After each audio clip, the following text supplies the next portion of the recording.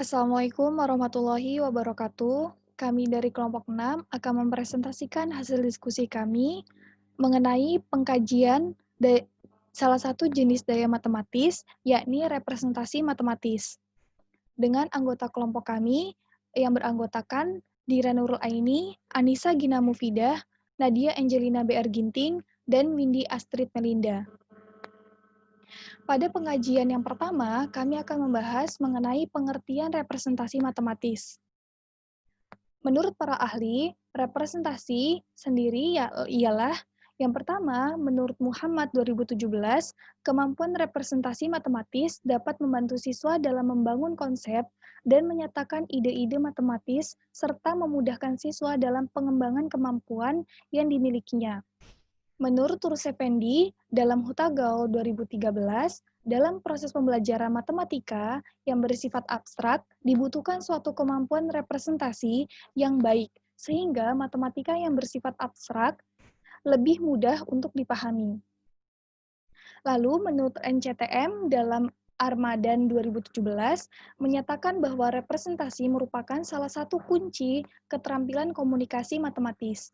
Menurut Goldin dalam Rangkuti 2013, representasi adalah suatu konfigurasi. Konfigurasi sendiri ialah bentuk atau susunan yang dapat menggambarkan, mewakili, atau melambangkan sesuatu dalam suatu cara. Lalu, menurut Goldin dan Kaput dalam Dewi 2017, representasi adalah konfigurasi dari pemikiran seseorang secara keseluruhan atau terbagi-bagi yang terhubung satu sama lain secara simultan. Menurut Steph dan kawan-kawan, dalam Sabirin 2014, representasi merupakan proses pengembangan mental yang sudah dimiliki oleh seseorang, yang terungkap dan tervisualisasikan dalam berbagai model matematika, seperti verbal atau tulisan, gambar, benda konkret, tabel, model-model manipulatif, atau kombinasi dari semuanya.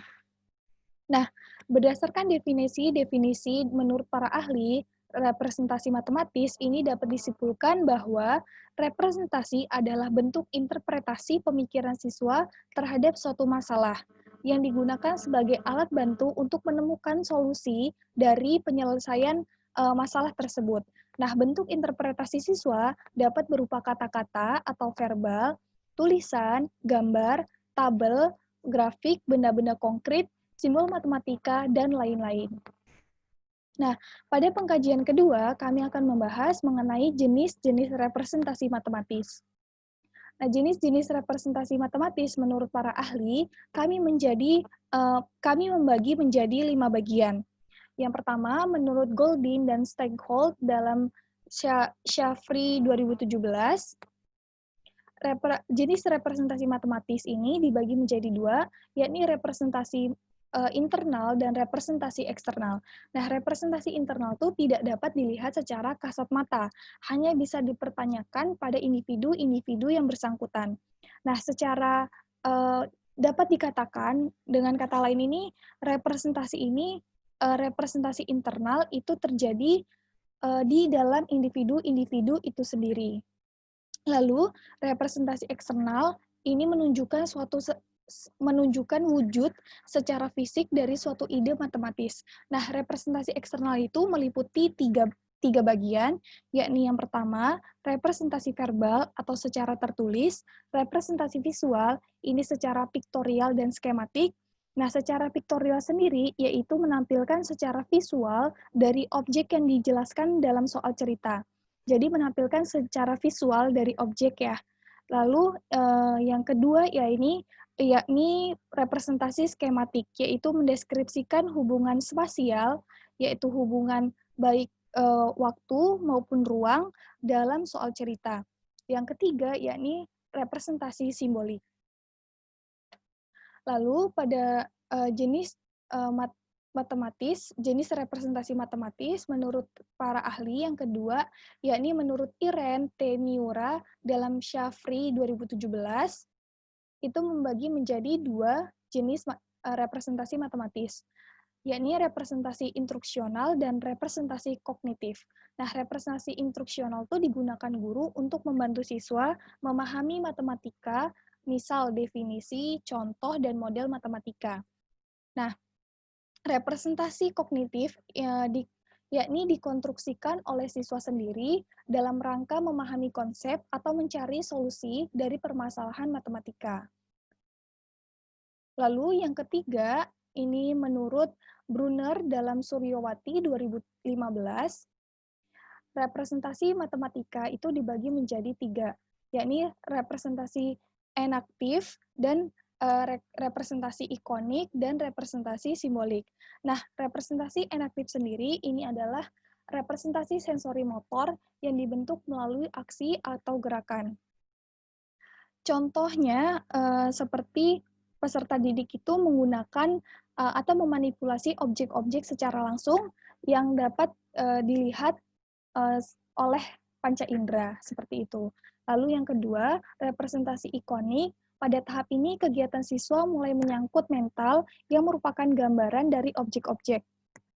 Jadi pada tahap pembelajaran ini, siswa ini mempresentasikan pengetahuan tersebut dalam bentuk bayangan visual atau visual imagery, gambar atau diagram yang menggambarkan kegiatan konkret atau situasi konkret yang terdapat pada tahap enaktif.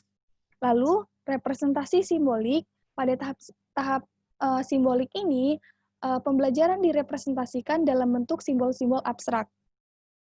Jadi pada tahap simbolik ini, siswa ini menampilkan simbol-simbol abstrak, yaitu simbol-simbol berdasarkan kesepakatan dalam bidang yang bersangkutan, baik simbol-simbol verbal seperti huruf-huruf, kata-kata, kalimat-kalimat, lambang-lambang matematika, maupun lambang-lambang abstrak lainnya.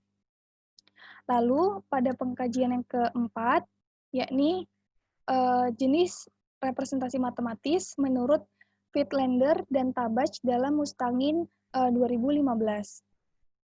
Itu dibagi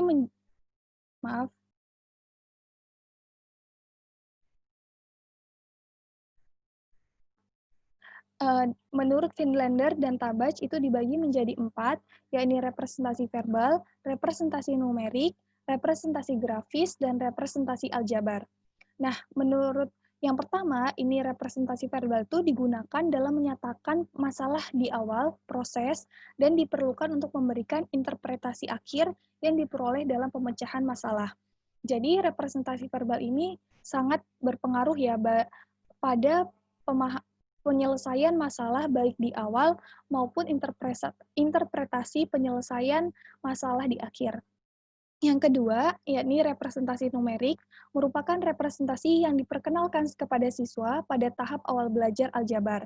Yang ketiga, representasi grafis, yaitu merupakan model representasi yang efektif digunakan untuk menggambarkan nilai fungsi dari variabel real. Lalu yang keempat, representasi aljabar merupakan representasi yang ringkas, umum, dan efektif digunakan untuk menyatakan pola-pola dan model-model matematika. Lalu pada pengkajian yang kelima, yakni menurut Les, Post dan Ber dalam Kadir 2019, maaf. Jadi menurut Les dan kawan-kawan dalam Kadir 2019 itu menjadi 5 jenis representasi matematis, yakni yang pertama representasi dunia nyata, representasi konkret, representasi simbol aritmatika, representasi lisan dan bahasa verbal, representasi gambar atau grafik. Jadi kelima representasi yang disampaikan tersebut ini saling berkaitan. Satu sama lainnya itu saling berkaitan. Dari kelima bagian tersebut, 3 kelompok terakhir, yakni representasi simbol aritmatik, representasi lisan dan bahasa verbal, representasi gambar atau grafik, ini termasuk ke dalam representasi yang lebih tinggi atau representasi tingkat tinggi dalam menyelesaikan masalah matematika. Karena dinilai 3 kelompok yang terakhir ini lebih abstrak, seperti itu. Lalu, pada pengkajian yang ketiga, kami akan membahas mengenai manfaat representasi matematis. Nah, manfaat dari representasi matematis, yang pertama, ini pengajaran yang melibatkan representasi dapat memicu guru untuk meningkatkan kemampuan mengajar dengan cara belajar baik dari representasi-representasi yang dihadirkan siswa. Jadi, guru ini mampu meningkatkan kemampuan mengajarnya karena dinilai representasi-representasi yang diajukan oleh siswa itu beragam ya, menggambarkan pengajaran ini karena siswa ini membuat representasi bahkan yang aneh-aneh gitu atau indokretik maupun dalam proses pengembangan wawasan keilmuannya. Pada sisi lain, representasi yang dibuat oleh siswa ini memberikan kesempatan kepada guru untuk mengetahui dan mengakses bagaimana siswa berpikir tentang matematika.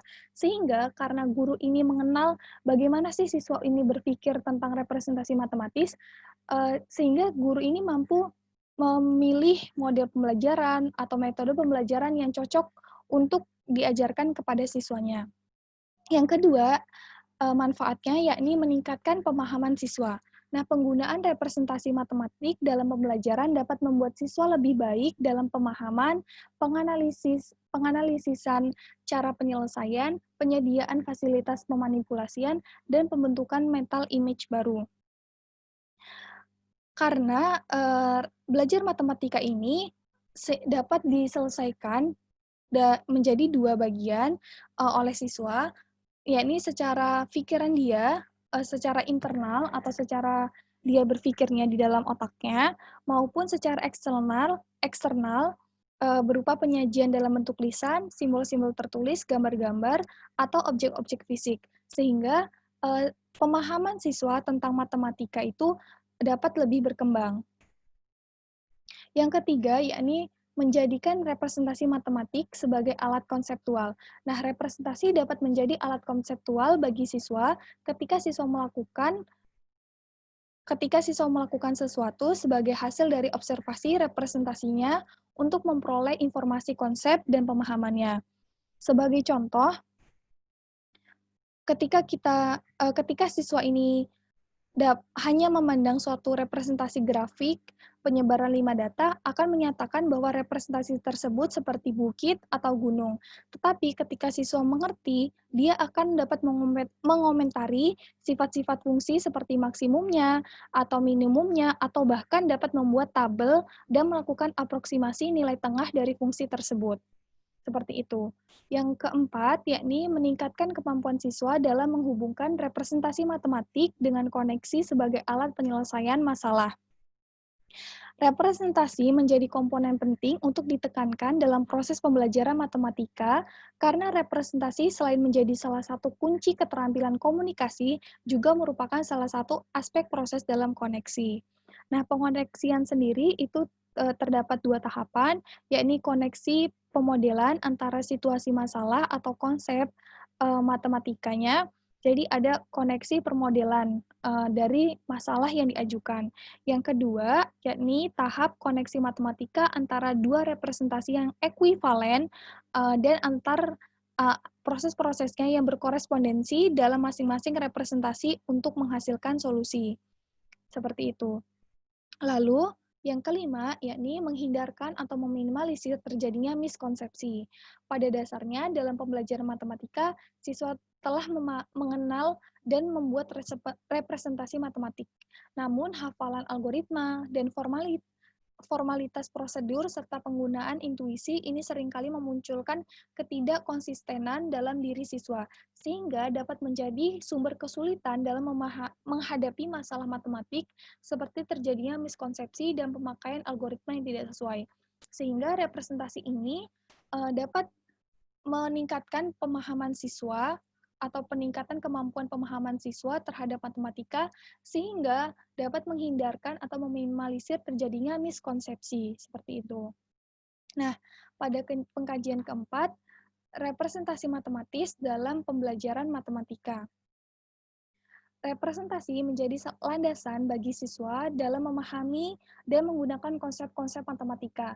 Derajat pemahaman dan penyelesaian masalah siswa dalam pengerjaan tugas-tugas matematika ini dapat dilihat dari kemampuan representasi matematisnya. Nah, suatu soal yang sukar dan sulit ini akan menjadi gampang jika representasi yang digunakan cocok dan tepat dengan permasalahan yang ada. Sebaliknya akan merumit jika representasi yang dipakai salah. Nah, pemahaman model matematika yang tepat dalam bentuk representasi membantu pemahaman siswa dan mengungkapkan ide-ide matematikanya. Nah, dalam pemecahan masalah, terdapat 4 karakteristik soal pemecahan masalah.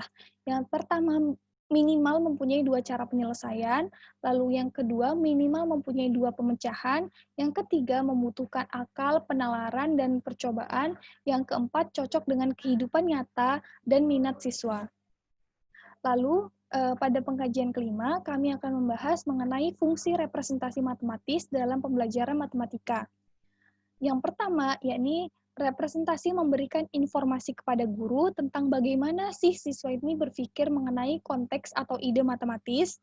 Yang kedua, representasi memberikan informasi tentang pola dan kecenderungan di antara siswa. Yang ketiga, representasi digunakan sebagai alat bantu dalam proses pembelajaran oleh guru dan siswa. Nah, yang pada pengkajian ke-6, kami akan membahas mengenai contoh soal representasi matematis dalam pembelajaran matematika. Seperti contoh soal seperti berikut, relasi-relasi dari himpunan S yang beranggotakan 1, 3, 5, 7 ke himpunan T yang beranggotakan A, B, C, D dinyatakan seperti himpunan pasangan-pasangan berikut. Seperti ada 4 ini ya. Nah, di antara keempat relasi tersebut, manakah yang merupakan fungsi? Jelaskan jawabanmu. Nah, seperti ini, kita dapat menggambarkan secara langsung bagaimana sih relasi antara hubungan S dan hubungan himpunan T. Jadi, di mana sih kodomainnya, di mana domainnya, seperti itu. Nah, di sini S ini beranggotakan 1, 3, 5, 7, dan T ini beranggotakan A, B, C, D. Kita dapat menghubungkan atau merelasikan antara S dan T ini berkorespondensi satu-satu seperti 1A, 3B, 5C, 7D seperti itu. Nah, ini dapat dijelaskan secara langsung dengan menggambarkan seperti diagram Venn seperti itu. Sekian presentasi yang dapat kami sampaikan. Semoga bermanfaat. Terima kasih. Wassalamualaikum warahmatullahi wabarakatuh.